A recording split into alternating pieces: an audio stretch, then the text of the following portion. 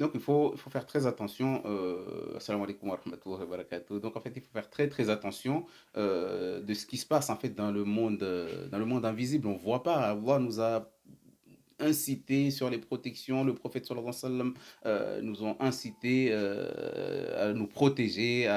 Ils ont insisté là-dessus parce qu'en fait, il se passe tellement de choses, comme je dis souvent, il se passe tellement des choses dans le monde invisible que des fois, en fait, tu es atteint, mais tu sais même pas que tu es atteint. Des fois, tu as des djinns pendant longtemps en fait, qui te bloquent ta vie. Tu vois comme si tu as, de la malchance, mais en fait, ça veut dire qu'il y a des djinns en fait, qui te bouffent les chances. À chaque fois qui te volent en fait tes chances, à chaque fois qu'il y a un bien qui doit t'atteindre, vu que leur but en fait c'est de bloquer en fait de loin quand ils voient qu'il y a un bien qui doit t'atteindre, bah, ils le bloquent ou ils le mangent en fait. Du coup, tu te retrouves tout le temps poisseux avec plein de malchance, etc., etc. Donc du coup, c'est pour ça la continuité de l'histoire justement, il y a un djinn qui est monté Il et devait, après. il devait dépasser ici, hein. Il devait dépasser ici, il devait avoir beaucoup d'argent, beaucoup de maisons. Mais c'est nous, en fait, on fait de sorte que ça diminue. Mais comment vous... Mais sinon, il était parti loin. D'accord, mais comment vous faites pour... Lui, là, il est chanceux. D'accord, mais comment vous faites pour voler justement les chances des êtres humains quand vous êtes à côté ou quand vous êtes à l'extérieur? Quand je suis à l'intérieur, je prends ses sanches. C'est ce qu'il devait avoir. Moi, je le prends. Parce que je sais que lui, là, c'est un homme qui est chanceux. Du coup, je prends ses chances. C'est pour ça qu'il n'a rien. Aujourd'hui, il n'a même pas d'argent. Il n'a rien. Il ne pouvait pas te payer. Tout ça, c'est nous. Hein. Mais sinon, lui, là, il a beaucoup d'argent. Mais sinon, lui, il a beaucoup d'argent. Inch'Allah. Inch'Allah, il aura beaucoup d'argent. Parce qu'on va le laisser là. Il aura beaucoup d'argent, Inch'Allah. Et une longue vie aussi. Une longue vie, Inch'Allah. D'accord, mais ok. Écoute, je vais te lister. Okay. Il aura une longue vie. Inch'Allah. Beaucoup d'argent. Beaucoup de femmes. Beaucoup de femmes? Oui, il aura beaucoup de femmes. Lui, il aime les femmes. Hein. Bon, ok, on va pas rentrer dans les... Parce que les djinns, des fois, quand ils sortent, ils montent là, ils sortent des fois des secrets des gens. Mais bon, en tout cas, il faut savoir que vraiment, la protection et le fait de demander le risque à Allah subhanahu wa ta'ala et de chercher le nom à risque d'Allah subhanahu wa ta'ala, chercher la protection pour que tu puisses au moins t'en sortir dans ta vie. Quand tu vois que ça commence à aller mal, si tu vois que ta vie, tu as des bonnes notes surtout à l'école ou au travail, les gens t'aiment bien, tout se passe bien, et d'un coup, tu vois, il y a un changement au travail, les gens commencent à te détester, tu te sens pas bien au travail, tu commences à te sentir mal à l'aise. Dans un couple, c'est pareil. Tu es chez toi avec ta femme, tout se passait bien, et d'un coup, tu vois que il commence à se... Mais en fait, la plupart du temps, en fait, les gens sont endormis dans leur mental. Du coup, en fait, ils voient pas le problème quand il commence à s'installer. Et les gens négligent. Et plus les gens négligent, pourtant, les gens prient, ils font la prière, ils mettent Al-Baqarah chez eux. Mais en fait, il y a une certaine négligence, en fait, chez les êtres humains qui fait que les djinns, en fait, ça ouvre des brèches et ça ouvre des brèches au niveau au niveau du corps de l'homme. Et la plupart du temps, c'est comme il y a une fois, j'étais en train de soigner une dame qui est venue avec son mari, c'était au niveau des traitements, et il y avait des djinns, en fait, chez l'homme. Bon, chez l'homme, il n'y a pas eu beaucoup de manifestations, mais chez la femme, il y a eu un djinn qui est monté. Et ce djinn-là, en fait, c'est lui qui contrôlait la maison, carrément, il a dit. C'est moi qui contrôlais la maison et c'est moi qui faisais en sorte que tout se passait mal, etc. Quand l'homme vient coucher avec sa femme, en fait, je faisais en sorte que ça casse l'envie et l'homme, en fait, il finissait très vite. Bon. Après, il y a des exercices à faire pour ceux qui ont des éjaculations précoces. On peut faire la requête aussi, mais après, il y a certaines thérapies aussi auxquelles on peut aussi proposer, Inch'Allah ta'ala. Donc, du coup, à partir de là, en fait, une fois que c'était le tour de la femme, donc la femme arrive, on commence à faire, on a fait une thérapie, etc., pour nettoyer déjà les mauvaises choses, les mauvaises pensées, etc. Et donc, du coup, à partir de là, il y a un djinn, pendant la lecture, il y a un djinn qui est monté. Et ce djinn-là, il dit quoi? Il dit, mais vous êtes en train de me déranger, tu sais que ce qui se passe, en fait, moi, le djinn, je suis dans le corps de la femme et la sorcellerie est sur... Non, il a dit le contraire. Il a dit... Non, c'est ça. En fait, il a dit, le djinn, il est dans le corps de la femme et la sorcellerie qui a été envoyée, il est sur les parties intimes de la femme. Du coup, en fait, il a dit, la sorcellerie qui est dans les parties intimes, le djinn qui est dans les parties intimes de la femme et la sorcellerie qui est sur la verge de l'homme. Du coup, en fait, ça se complète, elle a dit. Du coup, en fait, ça veut dire que la sorcellerie, en fait, il va désactiver les envies et l'érection de l'homme, etc., etc. Et pour la femme, en fait, la femme va être démoralisée vu que l'homme, à chaque fois qu'il veut passer en action, coucher avec sa femme, bah, le truc, ou sinon, il y a l'éjaculation précoce qui est produite par des fois, bah, des fois c'est une maladie, hein, il faut aller consulter un médecin, etc., etc. Mais là, on parle dans le monde auquel, bah, Ils sont partis voir le médecin, ils ont fait ce qui était nécessaire pour pouvoir s'en sortir, mais il y a toujours ce problème-là. Donc à partir de là, ah bah, on va rentrer dans le monde de la Roquia maintenant pour aller chercher les solutions. Et donc du coup, à partir de là, quand le djinn il dit: «Mais quand la sorcellerie est sur le pubis de l'homme, ah bah, le djinn il est dans les parties intimes de la femme». En fait, ça se complète, hein. Le djinn, lui, va travailler psychologiquement la femme, hein, en lui insufflant des choses. Ton mari, ça se peut qu'il te trompe, ton mari, il te veut pas. C'est pour ça, regarde, ça se peut qu'il a déjà couché avec quelqu'un. C'est pour ça que maintenant, regarde, quand il veut rentrer, bah, c'est fini. En fait, ça travaille la psychologie de la femme. Bon, ça peut être le contraire, hein, la sorcellerie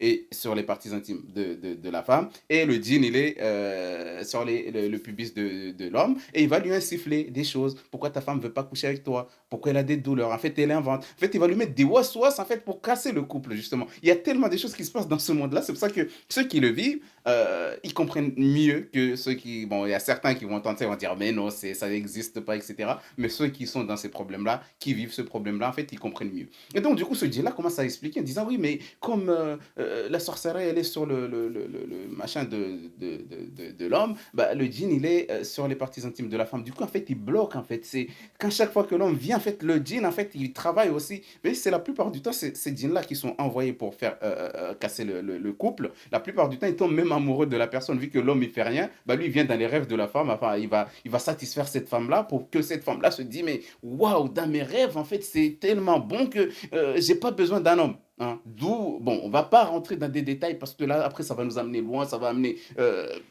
dans d'autres sujets, etc. Mais on va rester juste sur ce côté-là. Hein. Oh, il y a certains djinns, quand ils tombent amoureux de la femme, si c'est un djinn, parce qu'il y a tellement d'exemples que je suis perdu. En fait, il y a une fois, j'étais en train de traiter une dame.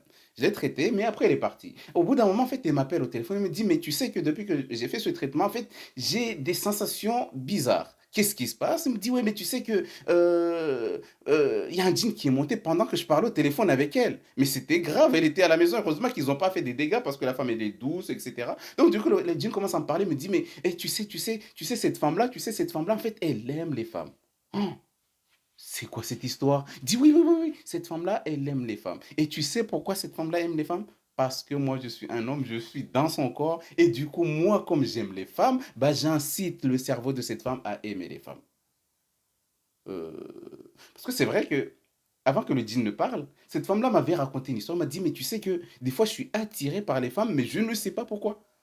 Je sais que c'est interdit, c'est pas bon au niveau religion, etc. C'est pas bon, mais c'est plus fort que moi, je sais pas ce qui m'arrive. Mais je suis attiré par les femmes. Je suis une femme et je suis attiré par une femme. Quand je vois une jeune femme qui passe, en fait, je la regarde, je me dis, waouh, cette jeune femme, si je. Alors que c'est une femme qui a. Donc, du coup, quand le djinn est monté, c'est maintenant le djinn, il expliquait en fait son histoire en disant que tu sais, les envies de femme que cette femme a, en fait, c'est moi en fait qui l'incite. Hein. C'est moi qui incite cette femme à aimer les femmes, à regarder les femmes avec désir, avec. Du coup, en fait, au bout d'un moment, en fait, c'est ça qui amène les gens des fois en fait à devenir. Hein, parce que maintenant, les gens, ils aiment hommes et femmes, etc. Ça, des fois, en fait, il y a tellement des histoires là-dedans, mais on va pas rentrer dans ça parce que c'est un autre sujet. Mais en fait, c'est juste pour expliquer en fait que le djinn, quand tu le laisses rentrer en toi et qu'il atteint ton cerveau, en fait, il risque en fait de changer tout ce qui est en toi. Il risque de changer tout ce qui est en toi. Tes pensées, ta manière de penser, tes envies. En fait, il risque de changer tout ça. C'est pour ça qu'on nous dit toujours de méditer la parole d'Allah subhanahu wa ta'ala. C'est pas pour rien qu'on nous dit ça. C'est pour éviter justement qu'un djinn puisse accéder à ton cerveau. Si tu l'occupes tout le temps, pas tous les 2 secondes, mais il faut occuper ton cerveau tout le temps. Si tu peux écouter le Coran, des versets auxquels tu connais le sens, ça va t'aider. Ça va t'aider. Et ça va casser l'installation d'un djinn au niveau de ton cerveau. Il y a tout ça en fait qui rentre en jeu. Si on nous dit de nous protéger, c'est pas pour rien. C'est pas pour rien. Donc, du coup, en fait, quand ce djinn-là, il commençait à parler en disant que il désactive en fait les envies de la femme et il fait l'éjaculation précoce, vu qu'il y a la sorcellerie, il est lié avec la sorcellerie et le djinn. Du coup, en fait, ça fait que le couple, ça marche pas. Tout va mal dans le couple. L'homme s'énerve trop vite, la femme s'énerve trop vite, bah, ça pousse la femme à, bon, vas-y, vu que ton mari, il est comme ça, bah, regarde, ça veut dire qu'il t'aime pas, et toi, tu l'aimes pas, du coup, ça casse l'amour. Et une fois que l'amour est cassé, tu peux rien faire. Tu peux rien faire. Parce que si on reste ensemble, c'est parce qu'il y a un petit peu d'amour, parce qu'il y a de l'amour. Mais s'il n'y a plus d'amour, c'est la haine maintenant. C'est la haine. Soit l'autre l'aime et l'autre n'aime pas. Donc, du coup, on est dans une situation qui est très compliquée. Donc, du coup, il y a tous ces genres de choses-là qui rentrent en jeu. Avant que ça arrive dans le sens auquel, bon, ah, vas-y, on va divorcer, ça serait mieux quand même d'essayer d'en parler, d'essayer de trouver des solutions. Il ne faut pas attendre jusqu'à la dernière minute et se dire, bon, vas-y, on va chercher des solutions, on va chercher un raki, on va chercher un imam, on va chercher quelqu'un pour nous aider, chercher quelqu'un qui peut faire des invocations pour nous, etc. Normalement, on doit les faire nous-mêmes. On doit se soigner soi-même. Mais quand tu vois, ça te dépasse, là, tu peux demander de l'aide. Donc, Allah subhanahu wa ta'ala dit, si dans le couple, tout va mal, vous avez l'envie de vous séparer parce que tout va mal, il n'y a plus d'entente, bah, faites appel à des gens de votre famille, des membres de votre famille, des gens sages pour pouvoir expliquer les situations. Et si vous voyez vraiment que là, c'est rien, il n'y a rien à faire, c'est la séparation, là maintenant, vous pouvez décider de vous séparer. Mais il ne faut pas d'un coup comme ça, de coup de tête, et se séparer de sa femme. Hein. Ça, c'est quelque chose de très compliqué. Ne rentrez pas dans ça. Parce qu'il y a beaucoup de gens, en fait, sont divorcés, mais vivent toujours ensemble.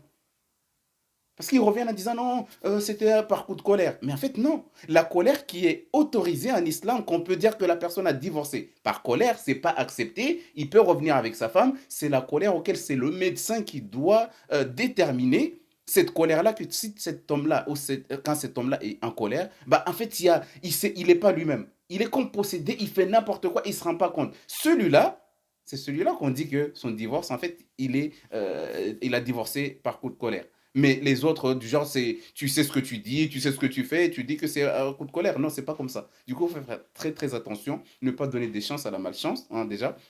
Donc il faut vraiment respecter les lois d'Allah subhanahu wa ta'ala pour éviter ça. Mais quand tu vois que dans le couple, ça commence à chavirer, ça commence à aller mal, il y a des choses qui sont pas bien, c'est bizarre, tu commences à te douter, tu commences à avoir des pensées qui sont pas nettes, etc. vis-à-vis de ta femme, et la femme la même chose, en parlez-en tous les deux, et après cherchez des solutions. Essayez de vous soigner, essayez de voir qu'est-ce qui se passe, qui est venu à la maison un dernier, qui a été jaloux de votre couple, etc. Et à partir de là, vous demandez à Allah, ya Allah, dans vos prières, dans vos invocations, dans vos soujouds. Ya Allah, protège-nous, Ya Allah, enlève-nous le mal qu'il y a dans notre couple. Avant tout allait bien et d'un coup ça commence à chavirer, ça commence à aller mal dans notre couple. Ya Allah, si c'est de la sorcellerie, Ya Allah, annule-les. Ya Allah, donne-nous des solutions. C'est de cette manière-là que tu vas t'en sortir. Mais le fait de rester là, le temps passe, la sorcellerie a le temps de bien s'installer au niveau de ta tête, au niveau de ton corps, au niveau de tes parties intimes. Et à partir de là, qu'il a même pris le sang, le cerveau et tout, c'est là auquel tu vas vouloir aller te soigner. Bah, ça sera très compliqué,